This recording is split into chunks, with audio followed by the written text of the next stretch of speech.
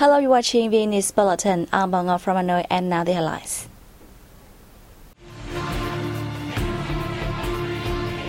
Deputy Prime Minister and Foreign Minister Phạm Bình Minh attends Non-Aligned Movement Summit.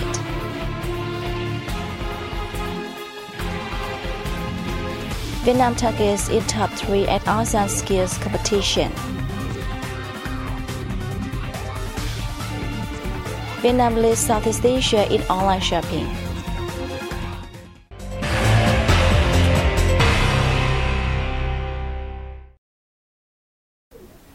The 17th summit of the Non-Aligned Movement opened on September 17th in Margarita, Venezuela, with participation of leaders and representatives from more than 120 countries.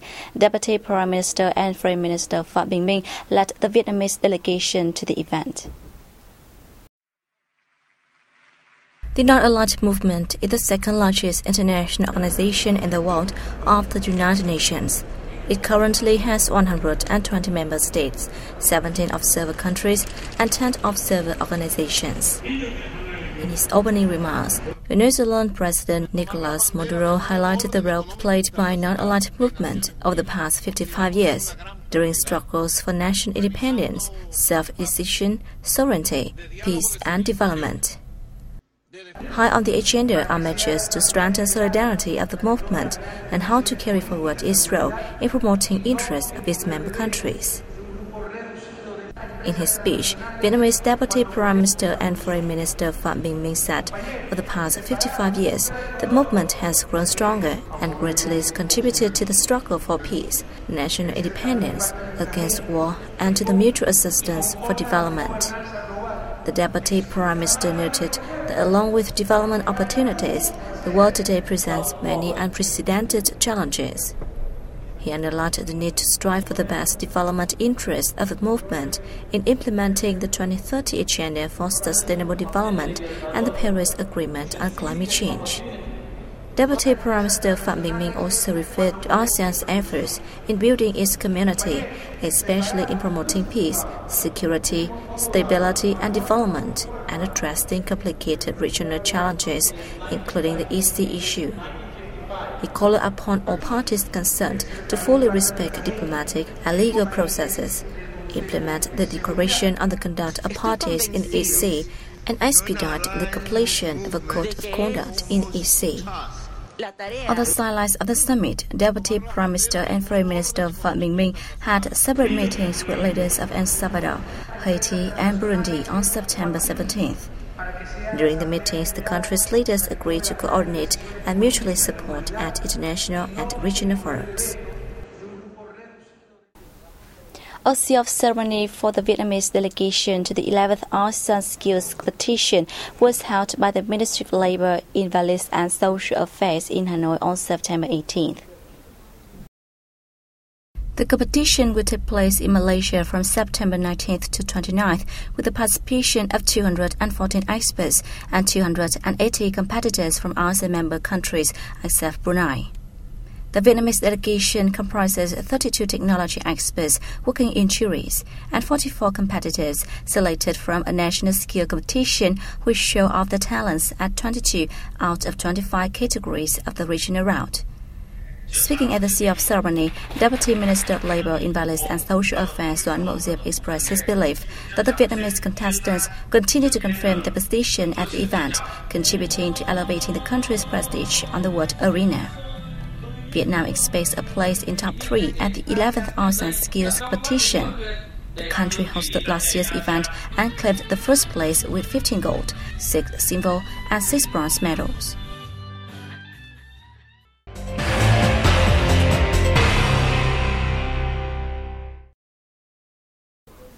According to a survey conducted by U.S. research company Frost & Sullivan, Southeast Asia's e-commerce market will be doubled within the next 5 years, and Vietnam is likely to grow at the fastest pace, becoming the region's largest e-commerce market by 2020.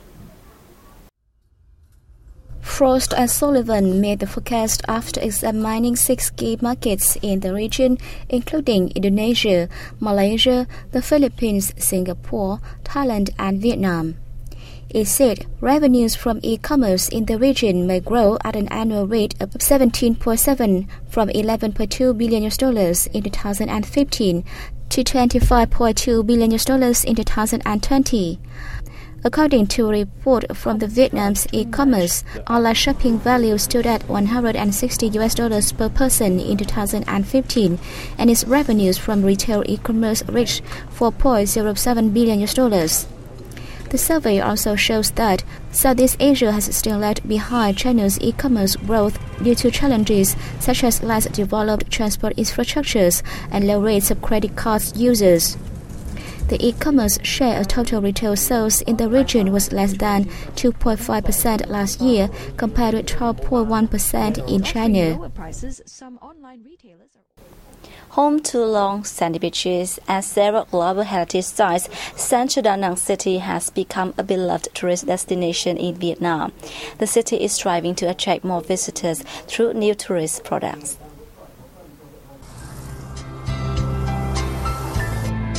Da Nang Intercontinental Sun Peninsula, twice in a row voted as the world's leading luxury resort. The cable system in Bana Hill that has broken forward records. Quan Thế Âm, the tallest goddess of mercy statue in Vietnam. Those names have long been renowned as trademarks of Da Nang tourism. For me, Da Nang is beautiful and prosperous.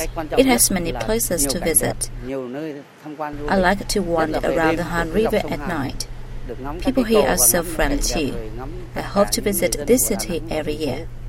Very beautiful place, beautiful sea, beautiful sunshine. The service is very friendly. Statistics shows that Da Nang welcomed a total of 16.6 million tourists, including 4 million foreigners, between 2011 to 2015, with average growth of 20% per year. In the first 8 months of 2016, 3.8 million holidaymakers came to the city, an annual increase of 14%. Obviously, it's not only what I think about the future of Da Nang as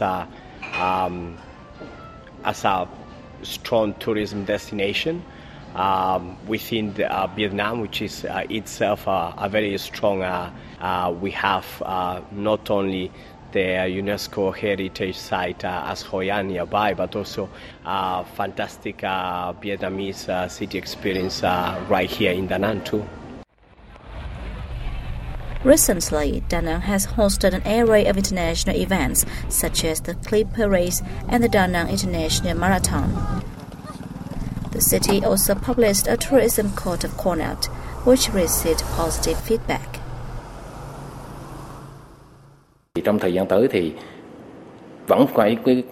We aim to maintain the city's reputation as a safe and hospitable tourist destination.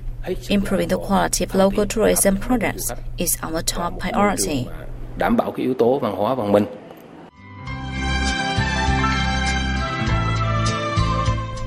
Endowed with beautiful landscapes and a well-developed infrastructure, Da Nang will press ahead with its long-term tourism plan, giving visitors remarkable experiences.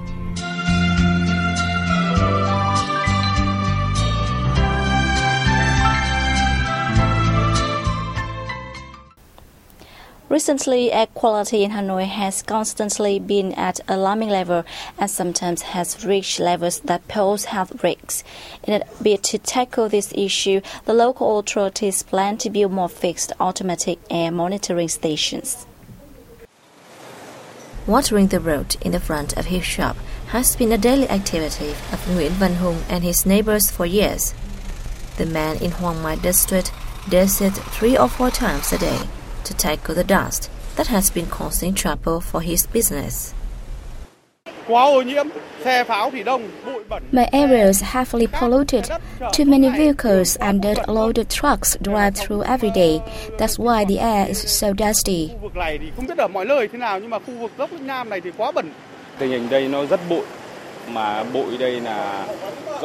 Most people here close their doors to avoid dust. I rent a shop and have to put up with it. I water the road so very often, but it just helps clear the air for a short time.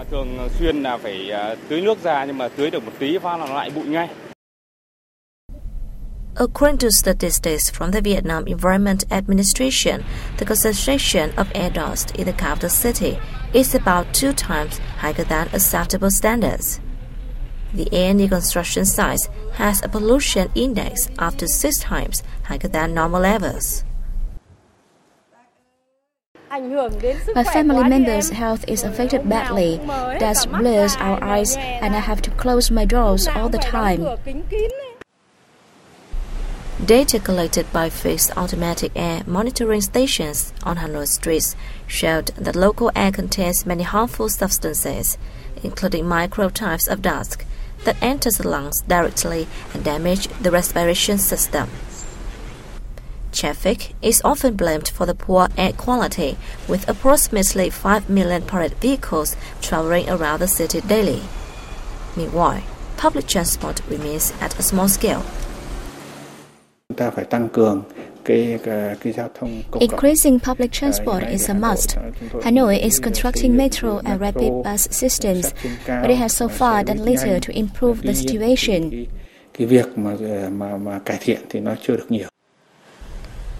Amidst the growing pollution, the capital city intends to install 20 more air monitoring stations.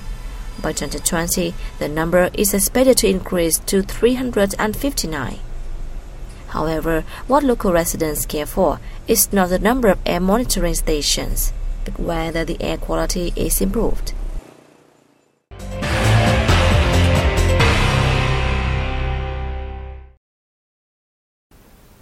Long praise for its distinct Indo-Chinese architecture, the so-called 100-roof building used as the Foreign Ministry headquarters in downtown Hanoi has recently recognized as the National Relic Site. Join us to take a look at this interesting structure. Located in Bading District, the building was once the headquarters of the Indochina Finance Department before becoming the Foreign Ministry's headquarters in 1945. It was designed by French architect Ernest Herbach in 1924. Construction of the project started in 1925 and was completed 3 years later. Herbach also designed other renowned buildings in the country, such as the Vietnam National Museum History and Cửa Bắc Church. As an Indochina dimension, is distinguished by carved screens and roof beams influenced by the Oriental temple design. The building's standout feature is an intricate system of roofs that amount to about 100. The 100-roof headquarters is where diplomatic events have taken place, many of them significantly impacting the course of Vietnamese history.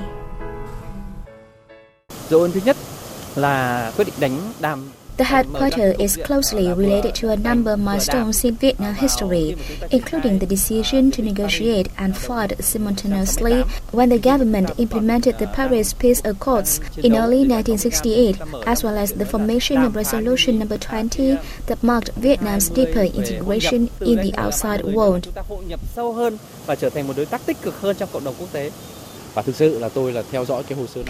The recognition granted to the building makes me proud.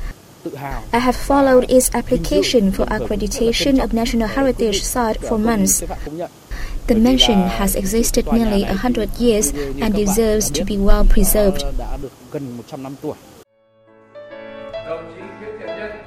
With the value it carries, the Foreign Ministry headquarters continue to witness the dedication of Vietnamese diplomats and how their decisions propel the country forward.